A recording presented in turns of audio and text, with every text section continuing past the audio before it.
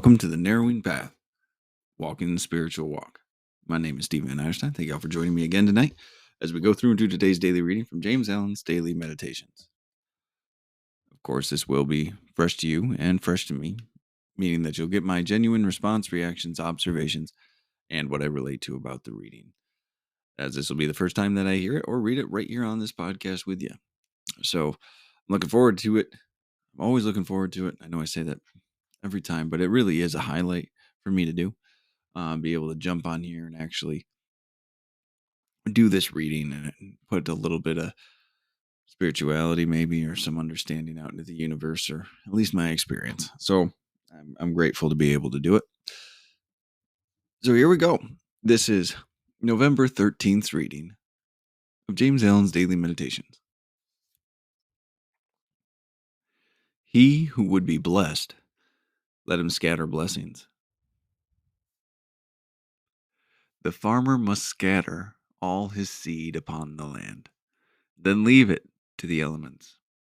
Were he to covetously hoard his seed, he would lose both it and its produce. For his seed would perish. It perishes when he sows it, but in perishing it brings forth a greater abundance. So in life, we get by giving. We grow rich by scattering. The man who says he is in possession of knowledge which he cannot give out because the world is incapable of receiving it, either does not possess such knowledge, or, if he does, will soon be deprived of it, if he is not already deprived of it. To hoard is to lose. To exclusively retain is to be dispossessed. He who would be happy, let him consider the happiness of others. Now,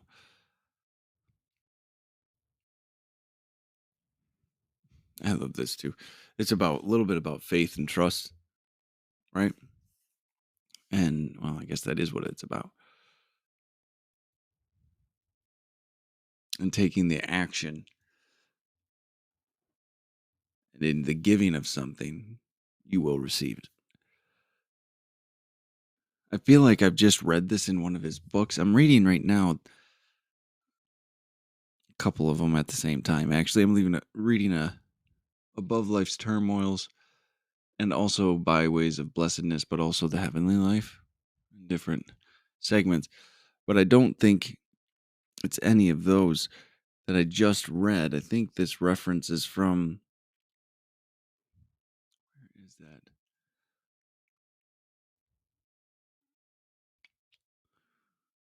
No, I'm not sure. Entering the Kingdom, maybe? Maybe it was that book. Maybe it was Man, King of Mind, Body, and Circumstance.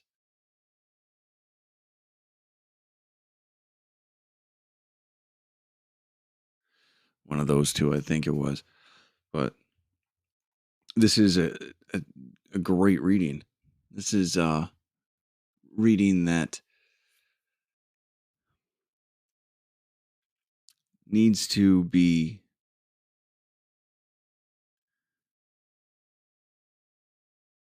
delved into a little bit, I think. At least for myself, because the point it's trying to make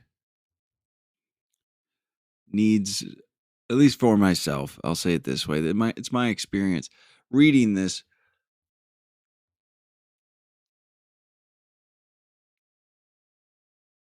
could really steer me in a wrong direction. Not in the sense of not doing things, but my selfishness takes control real easy, and I do things for the wrong reasons under the guise of this law, right? Where I take the right action, but it's for the wrong reason. I'm doing it because I'm selfishly expecting still. Now, that's okay sometimes, in the sense that, like, we all learn how to do this. We all grow in our understanding of spirituality, and we all grow in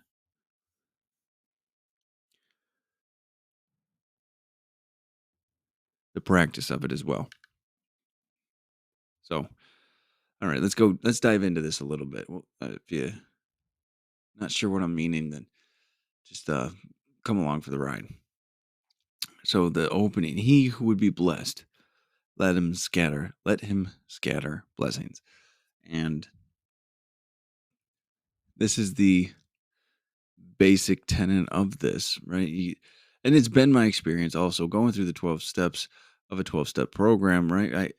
If I wanted to feel forgiven, I had to begin to forgive. If I wanted to feel love, I had to begin to love.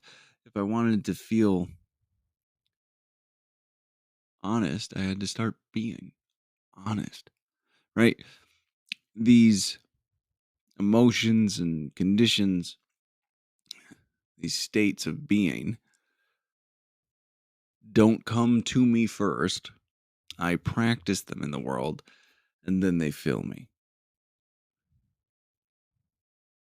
And when I'm doing it for selfish intention, it doesn't work as well. I'll tell you that much.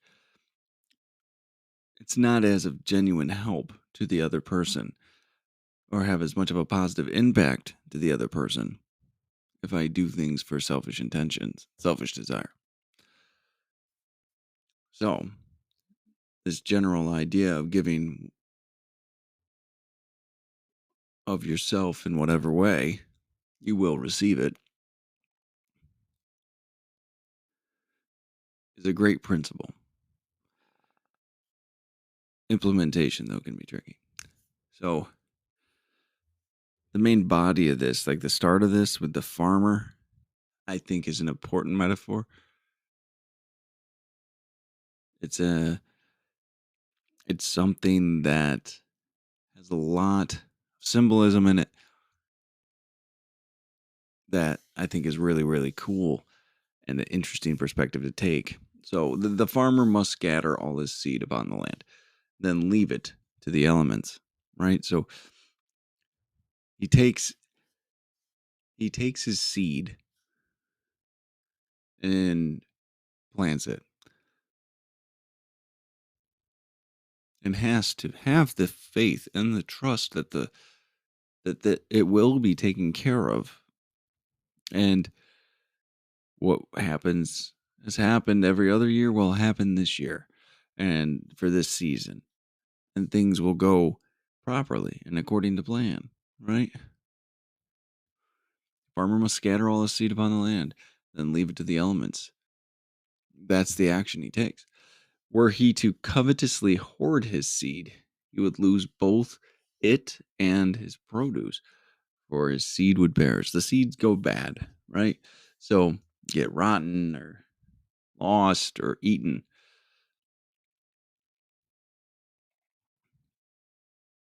So if you just hold on to them and you don't give and invest the things really that you have given to you, you will lose the harvest from them and the seeds themselves. You lose everything. It perishes, for his seed would perish. It perishes, the seed, when he sows it, but in perishing, it brings forth greater abundance. So when we hold on to these things, when we hold on to the seed, it perishes, but it has no positive impact for the death of that seed, for the perishing of that seed. But when planted, it is in its perishing, it brings forth a greater abundance. So the seed will perish, die, be no more. That will always be the end result. But what happens when it perishes is what's the difference? Do you sow these seeds or do you hoard them? Sowing them will reap you a harvest, hoarding them, misery is the only thing you'll find. So in life, we get by giving, we grow rich by scattering. The man who says he is in possession of knowledge which he cannot give out because the world is incapable of receiving it either does not possess such knowledge, or if he does, will soon be deprived of it, if he is not already deprived of it. So we're talking about spiritual growth, spiritual knowledge that's been entrusted to us. So in life, we get by giving, we grow rich by scattering. And we hear the word rich and we instantly think money, but we're talking about spiritually rich, fulfilling our soul and growing in that nature and understanding of the God of our understanding, that source, that power that flows through us, that energy.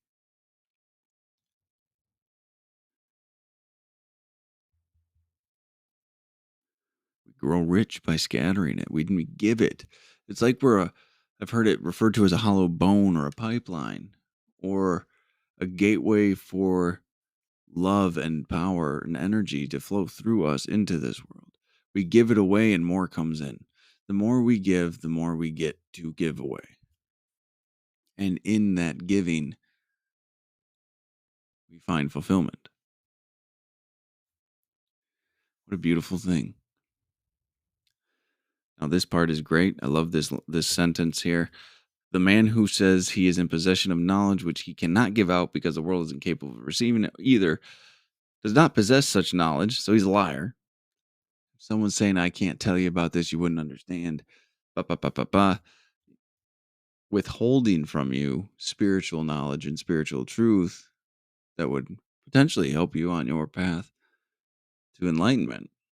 Either doesn't have it, like he's lying, he doesn't actually have it, or if he does, you'll soon be deprived of it. He's going to lose its understanding. He's going to lose its effectiveness. He will lose it. You know, in the 12-step community, it says you got to give it away to keep it. And that is exactly what we're talking about here. And that's what recovery is about, is helping other people that have been through situations that you've been through, to lift others up, to share what you've been taught, what you've been given, what you've been blessed with.